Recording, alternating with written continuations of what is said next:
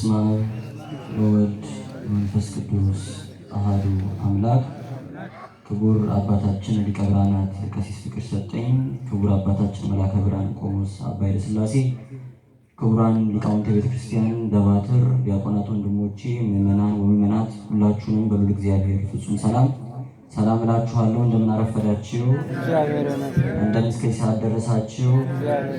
አሜን። መመስገን የባህሪ ገንዘቡ የሆነ ልዑል እግዚአብሔር አምላካችን ስሙ ከምድር እስከ አርያም በቅዱሳንና በእኛ በደካሞቹ አንደበት የተመሰገነ የተከበረ ከፍ ከፍ ያለ ይሆንልን።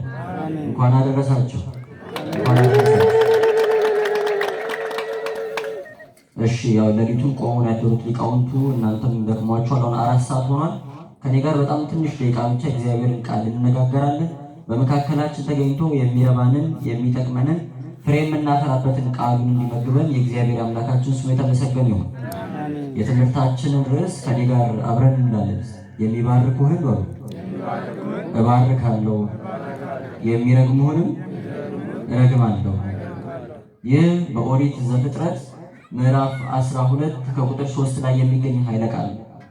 እግዚአብሔር አምላክ አበብዙሃን የብዙሃን አባት ለተባለ አብርሃም ከሀገሩ ከዘመዶቹ ከወገኖቹ ተለይቶ ወደማያውቃት እግዚአብሔር ግን ወደ መራው ከነዓን ወደምትባል ሀገር እንዲገባ ሲያዘው ከከነዓን እንዲወጣ ሲጠራው ይህንን ትልቅ ቃል ኪዳን አሸክሞ የጠራው የሚባርኩህ ይባረካሉ፣ የሚረግሙህም ይረገማሉ የሚል ማለት ነው። አበብዙሃን አብርሃም ይህንን ታላቅ ቃል ኪዳን ተሸክሞ ሚስቱን የወንድሙን ልጅ ሎጥን አስከትሎ ሎሌዎቹን ይዞ ከአባቱ ሀገር ከዘመዶቹ ከወገኖቹ ከከነዓን ወጥቶ ተለይቶ ወደማያውቃት ሀገር እግዚአብሔር ወዳሳየው እግዚአብሔር ወደ መራው ወደ ከነዓን ሄደ። ከካራን ወጥቶ ከነዓን ሄደ ማለት ነው። ጽድቅ እንደ መርገም ጨርቅ በተቆጠረበት ብርሃን ጠፍቶ ጨለማ በሆነበት ሰዎች በጎ ምግባር ቅድስና ኖሯቸው እንኳን የእግዚአብሔርን መንግስት የእግዚአብሔርን ፊት ማየት በማይችሉበት በዚያ በአስፈሪው በዚያ ባረጀው ብሉይ በሆነው በኦሪቱ ዘመን በብሉይ ኪዳን ዘመን ለእግዚአብሔር የተለዩትን ራሳቸውን ለእግዚአብሔር የሰጡትን ሕይወታቸውን አሳልፈው በእግዚአብሔር ፊት ያቀረቡትን ሰዎች ማክበር የሚያስከብር ከሆነ የእግዚአብሔርን ቅዱሳን መርገም የሚያስረግም ከሆነ ለእግዚአብሔር የተለዩትን በእግዚአብሔር የሚኖሩት ቅዱሳን ላይ አንደበትን መክፈት ዲዳ የሚያደርግ ከሆነ ጸጋ እግዚአብሔር በሞላችበት የእግዚአብሔር ክብር በተገለጠበት የገነት ደጆች በተከፈቱበት ሰዎች በቅድስና ከፍ ከፍ በሚሉበት በጸጋ ሙላት በሚኖሩበት በሐዲስ ኪዳን ዘመን የጌታችንን ስጋውን በልተን ደሙን ጠጥተን ስጋውን ከስጋችን ደሙን ከደማችን ጋር አዋህደን አካላችንን የክርስቶስ አካል ባደረግንበት ክርስቶስ ራስ ሆኖልን እኛ ብልቶች ሆነን በተሰራንበት በዚህ በሐዲስ ኪዳን ዘመን ያሉ በሰውነቴ በአካላቴ ክርስቶስ ይኖርበታል እንጂ እኔ ያልኖርበትም እስኪሉ ድረስ ራሳቸውን አሳልፈው ለእግዚአብሔር የሰጡ ቅዱሳን ባሉበት በዚህ በሐዲሱ ዘመን በምንኖርበት በዚህ ጊዜ ላይ ለእግዚአብሔር የተቀደሱትን ለእግዚአብሔር የተለዩትን ማክበር ምን ያክል የሚያስከብር ይመስላል? አብርሃምን መርገም ካስረገመ ቅድስት ድንግል ማርያምን መርገም ምን የሚያስደርግ ይመስላችኋል? አብርሃምን መክበር ካስከበረ ጻድቁ አባታችን አቡነ ገብረ መንፈስ ቅዱስን ማክበር ምን ያክል የሚያስከብር ይመስላችኋል? የሚረግሙን እረግማቸዋለሁ፣ የሚባርኩ የተባረኩ ይሆናሉ ብሎ እግዚአብሔር አምላክ ቃል ኪዳን ሰጠ። ጻድቁ አባታችን የተጋደሉት ተጋድሎ ከነ አብርሃም ተጋድሎ ይበልጣል። ያው ሁሉም በየዘመኑ በየራሱ ነው የሚታገለው፣ ግልጽ ነው። አቡነ ጻድቁ ሰው ወደ እግዚአብሔር ሲቀርብ፣ ሰው ወደ ቅድስና ሲጓዝ፣ ሰው በእግዚአብሔር መንገድ ሲሄድ መጨረሻው ምን እንደሚሆን ማሳያ ናቸው። ሰው ወደ ቀደመ ክብሩ ሲሄድ ምን እንደሚመስል ማየት ለሚወድ ሰው ጻድቁ አቡነ ገብረ መንፈስ ቅዱስ ማሳያ ናቸው። ጌታችን ወደዚች ዓለም የመጣው ከሲኦል እስራት ሊፈታን ብቻ አይደለም፣ ከሞት ሊያድነን ሞትን ሊያስቀርልን ብቻ አይደለም። በኃጢአታችን ምክንያት በበደላችን ምክንያት በመውደቃችን ምክንያት ያጣነውን የቀደመ ክብራችንን ሊመልስልን ጭምር ጎስቁለን የነበርነውን ሊያከብረን ነው የመጣው። ትዝ ይላችሁ ማር ኤፍሬም ቅዱስ ኤፍሬም በውዳሴ ማርያም ምስጋናው ላይ በውዳሴ ማርያም ምስጋናው ሲናገር እንደዚህ ይላል። የማክሰኞ ውዳሴ ማርያም ውእቱቄ በሚባለው በ9ኛው አንቀጽ ማለት ነው። በማህፀኗ አደረ ፍጹም ሰው ሆነ አዳምን የሚያድነው ዘንድ ኃጢአቱንም የሚያስተሰርይለት ዘንድ በሰማያትም ያኖረው ዘንድ በቸርነቱና በይቅርታው ብዛት ወደ ቀድሞ ቦታው ይመልሰው ዘንድ። እየሰማችሁኝ ነው? ጌታችን በእመቤታችን በቅድስት ድንግል ማርያም ማህፀን ያደረው አዳምን ሊያድነው ኃጢአቱን ሊያስተሰርይለት በሰማያት ሊያኖረውና ወደ ቀደመ ቦታው ወደ ቀደመ ክብሩ ሊመልሰው ነው። አዳም በቤተክርስቲያናችን ትውፊት እንደሚነገረን ሲፈጠር ከ10 የቅድስና ደረጃዎች በ8ኛው ደረጃ ላይ ተደርጎ የተፈጠረ። አይርበውም፣ አይጠማውም፣ ልብስ አያስፈልገውም፣ ድካም የለበትም፣ ከእግዚአብሔር ጋር ብቻ መኖር የሚችል ተደርጎ የተፈጠረ። አዳምና ሔዋን ዕፀ በለስን የበሉት ስለ ራባቸው አይደለም፣ ጎምዥተው ወደ ፍሬዋም ተመለከቱ፣ ለዓይን እንደሚያምር ለመብላትም እንደሚያስጎመዥ አዩ አይደለም የሚለው መጽሐፍ ቅዱስ። ጎምዥተው ርቧቸው እንዳይመስላል። ከመውደቁ ከመበደሉ በፊት አዳም የነበረበት ክብር ከፍ ከፍ ያለ ነው። ጻድቁ አባታችን ሰው ወደ አዳማዊ ክብር ሲመለስ ከኃጢአት በፊት ወደ ነበረው ቅድስና ሲመለስ ምን እንደሚመስል ማሳያ ናቸው። እሳቸውን አይተን የአዳምን ክብር የአዳምን ሕይወት ማየት እንችላለን። አዳም እንደማይረበው አዳም እንደማይጠማው ጻድቁ አባታችን እድሜ ልካቸውን ሳይራቡ ሳይጠሙ ነው። ምግብ አስቸግሯቸው ምግብ አሰኝቷቸው አያውቅም። እንኳን እሳቸውን የሚከተሉት አራዊት አናብስቱና አናብርቱ እንኳን አይረባቸውም ነበር። የእግራቸውን ትቢያ እየላሱ ጠግቡ ነበር ነው የሚለው ገድላቸው። ተመልከቱ፣ አዳም አይረባውም ነበር። ሳይረባው በልቶ በምግብ ምክንያት በመብል ምክንያት ኃጢአት ሲሰራ ግን የምግብ እስረኛ ሆኖ ቀረ። ዛሬ ሳይረበን መኖር አንችልም። እንኳን ሳንበላ በቀን አንድ ጊዜ ሁለት ጊዜ በልተን እንኳን አይበቃል። የምግብ እስረኞች ሆነን ቀረን በበደላችን ምክንያት። ትንሽ መንፈሳዊነታችን ከፍ ከፍ ሲል፣ ትንሽ ወደ እግዚአብሔር ስንቀርብ፣ ትንሽ ቅድስናን ገንዘብ ስናደርግ መጀመሪያ ከምንንቃቸው ነገሮች አንዱ ምግብ ነው። የየትኛውንም ቅዱስ ገድል አንብቡ፣ መጀመሪያ የምታገኙት ይሄን ያክል ዘመን ምግብ ሳይበላ ይሄን ያክል ዘመን እየጾመ አይደለም የሚለው ታሪካቸው። ቅድስናን ሰዎች ገንዘብ ሲያደርጉ መጀመሪያ የሚላቀቁት ከምግብ እስረኝነት ነው። እየሰማችሁኝ ነው? መጀመሪያ የሚላቀቁት የምግብ እስረኛ ከመሆን ነው። ጻድቁ አባታችን ሳይራቡ ሳይጠሙ ሳይቸገሩ እንኳን እርሳቸው በዙሪያቸው ያሉ አራዊት እንኳን ሳይራቡ በቅድስና ነው።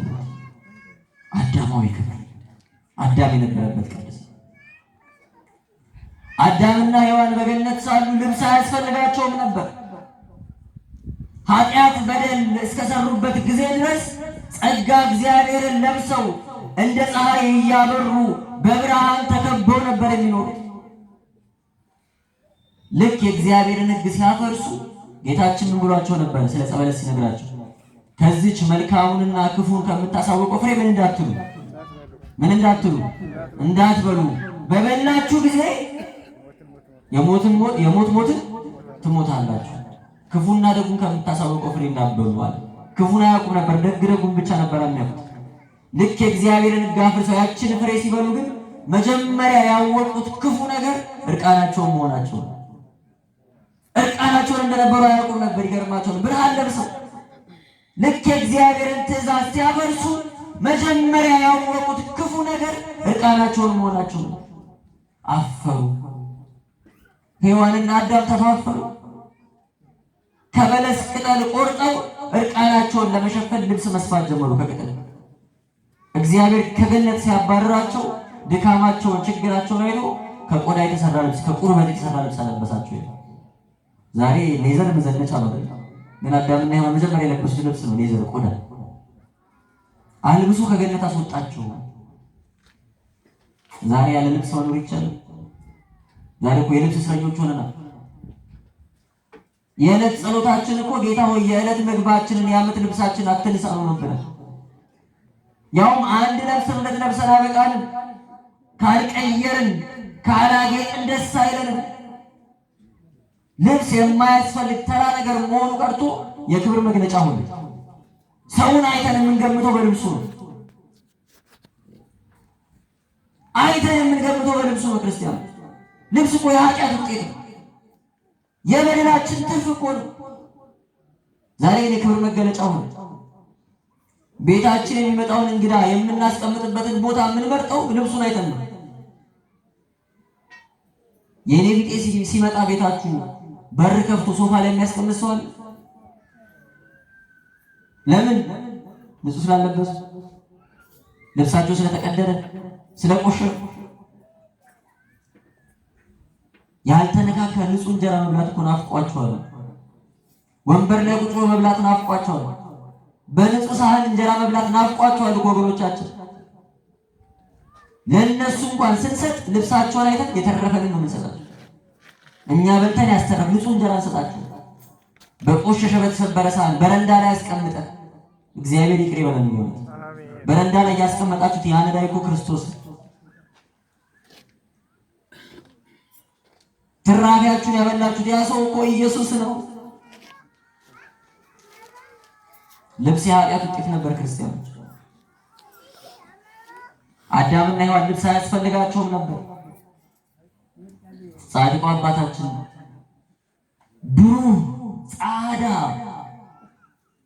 ጠጉር በቅሎላቸው ልብስ ሳያሰኛቸው በጸጋ እግዚአብሔር ተከልለው አንድ ቀን ሳይለብሱ ልብስ ጉዳያቸው ሳይሆን 500 ምናምን ዓመት የኖሩ ሰው ናቸው። ልብስ ጉዳያቸው ሳይሆን አያቸው ወደ አዳም ክብር መመለስ፣ አዳም ወደ ነበረበት ቅድስና መመለስ፣ አዳም ምን እንደነበረ ማየት የሚፈልግ ሰው ጻድቁ አቡነ ይመልከታቸው። ጻድቁ አቡነ ይመልከታቸው።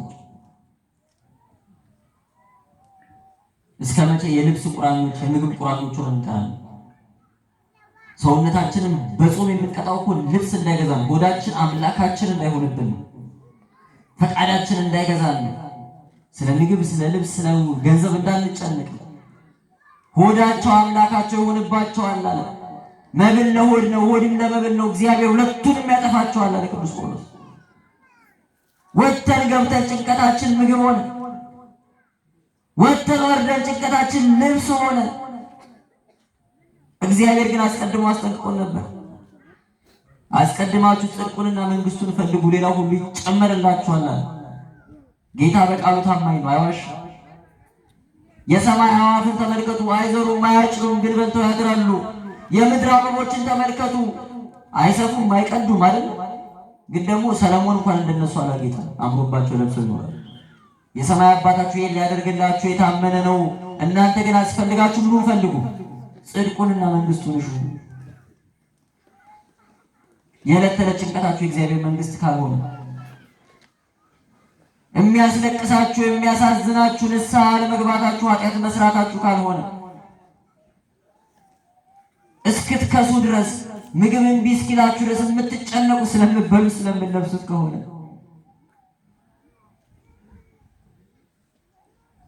እዛኛ የምንኖርበት መሀል ሀገር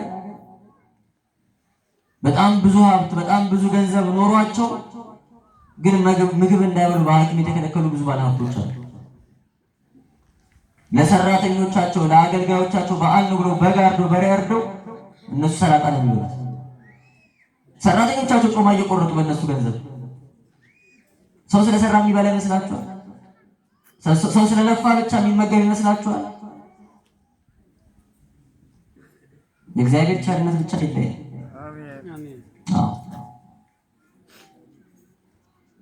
በቀደመ ክብራቸው በኃጢአት በበደል ሳይወድቁ በፊት በኤደን ገነት ሲኖሩ አዳምና ሔዋን ለአራዊት ለእንስሳት ጌቶቻቸው ነበሩ። አናብስት መጥተው ይሰግዱላቸዋል። አናብርት መጥተው ይሰግዱላቸዋል። ብሉኝ ብሉኝ ይሏቸዋል። የአራዊትን ቋንቋ ይናገራሉ። በሁሉ ላይ ገዢዎች ሆነዋል። አማልክት ሆነውባቸዋል። ሁሉንም ግዙ ብሏቸዋል እግዚአብሔር አምላክ። አምላክ ማለት ገዢ ማለት ነው። መለከ ገዛ። ለዛ ነው እባብ መጥቶ ሔዋንን ሲያናግራት ሔዋን ደንግጣለች እንዴ? እባብ እንዴት አናገረኝ ብላለች? አላለችም። ከአራዊት ጋር ማውራት ብርቃቸው አይደለም። እነሱ ኃጢአት ሲሰሩስ አራዊቱ እንስሳቱ ጠላት ሆኑባቸው። ድሮና አዳምን ይፈሩ ነበር አናብስቱ አናብርቱ። አሁን ግን አዳምና ሔዋን አናብስቱን አናብርቱን የሚፈሩ ሆኑ። ከአራዊት ርቀው ከእንስሳት ርቀው ሸሽተው የሚኖሩ ሆኑ። እባብ ያስፈራል አይደል? ዘንዶ ያስፈራናል። ነብር፣ አንበሳ፣ ጅብ ያስፈራናል። የኃጢአታችን ውጤት ነው። ጻድቁን ግን ተመልከቷቸው። 60 አናብስት ሰግደውላቸው እያገለገሏቸው ሰው በቅድስና ከፍ ከፍ ሲል አራዊት ዘመድ ይሆኑታል። ክብሩን ያውቃሉ እነሱ። ለነቢዩ ዮናስ አሳ አንበሪ ትራንስፖርቱ ነበር። ለአቡነ አረጋዊ ዘንዶ ትራንስፖርት ነበር። አውሬ ጠላት አልነበረም። ለነቢዩ ዳንኤል አናብስት ጓደኞቹ ነበሩ። ቅዱስ ጳውሎስ ጊንጡ በአቡነ ነድፎ አልገደለው። እና አባ ሳሙኤል ዘዋልድባ እና አባ ብንያም አናብስት አህዮቻቸው መጓጓዣዎቻቸው ነበሩ። ለምን? በቅድስና ከፍ ከፍ ስላሉ። አንዳንዱ ጠይቄን እንዴ እነዚህ የኦርቶዶክስ ቅዱሳን ከእንስሳት ጋር ከአውሬ ጋር ምንድን ነው ያላቸው? አንዱ ከዘንዶ ጋር፣ አንዱ ከነብር ጋር፣ አንዱ ከሚዳቋ ጋር፣ አንዱ ከአንበሳ ጋር እያደረጉ ይስላሉ። ሰማተው ነው። ከአውሬ ዝምድናቸው ምንድን ነው? የቅድስናቸው ምልክት ስለሆነ እኮ ነው። ወደ አዳማዊ ክብር ከፍ ከፍ ስላሉ እኮ ነው። አንተም ማትደፍረውን አውሬ ስለሚገለገሉበት እኮ ነው። ለነቢዩ ኤልያስ ጠዋትና ማታ ህብስትና ስጋ የሚያመጣለት ቁራ ነው። ቁራ ታማኝ መልእክተኛ ነው? ክፉ መልእክተኛ ነው? ክርስቲያኖች የቁራ መልእክተኛ ሲባል ጥሩ ነው መጥፎ ነው? ቁራ ስጋ ምግቡ ነው። ለኤልያስ ግን በታማኝነት ያመጣለት ነበር። አያችሁ ቅድስና። ኃጢአት በደል የማይሰሩ እንስሳትን ቅዱሳን ቢያቀርቧቸው ቢጓጓቸው አይገርምም? አይገርምም? ወደ አዳማዊ ክብራቸው ከፍ ከፍ የማለታቸው ምልክት ነው። ምልክት ነው። ትምህርታችንን ለመጠቅለል ክርስቲያኖች እኔና እናንተ አንበሳና ነብር እንድናስከትል አይደለም የተጠራነው። አንበሳና ነብር እንድናዋራ እንዲያገለግሉን አይደለም ቁም ነገራችን።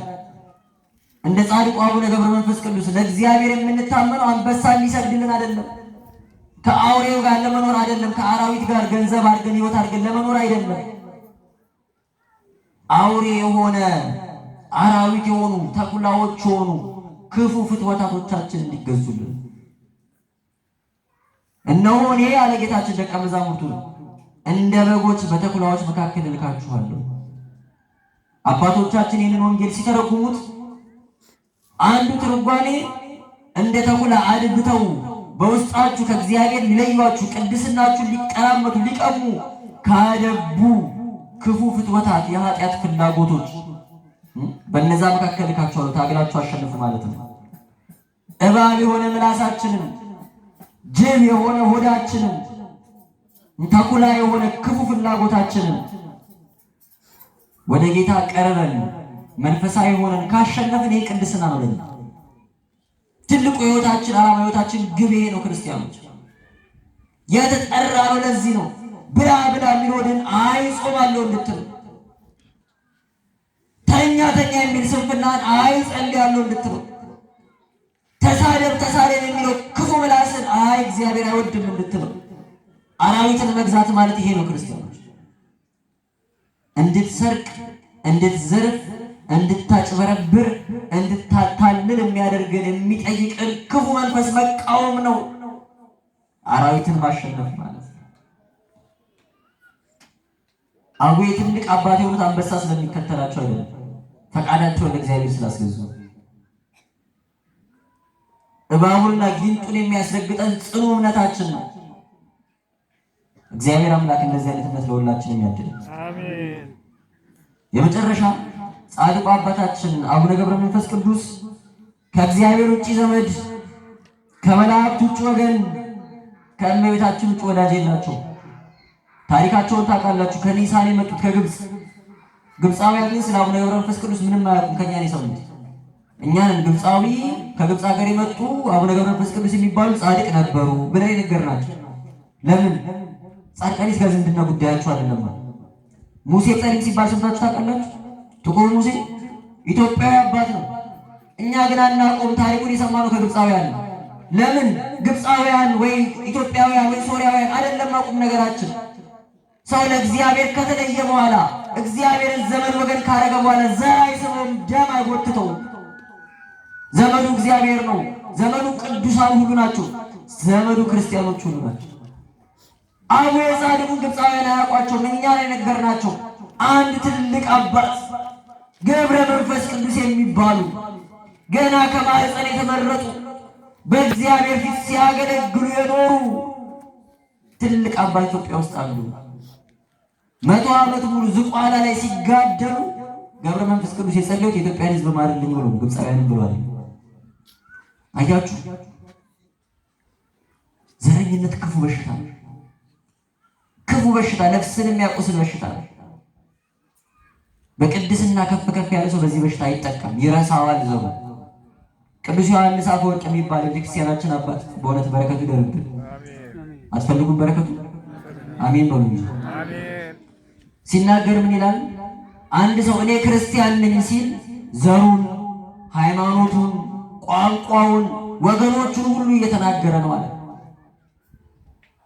ደም ከየት ነው ዘር ከየት ነው ከተባለ በመስቀል ላይ ከፈሰሰው ከክርስቶስ ደም የሚመዘዝ ወደ እኔ ማነህ አንተ? እኔ ክርስቲያን፣ የክርስቶስ አገልጋይ ተከታይ፣ የጌታ ባሪያው ነኝ።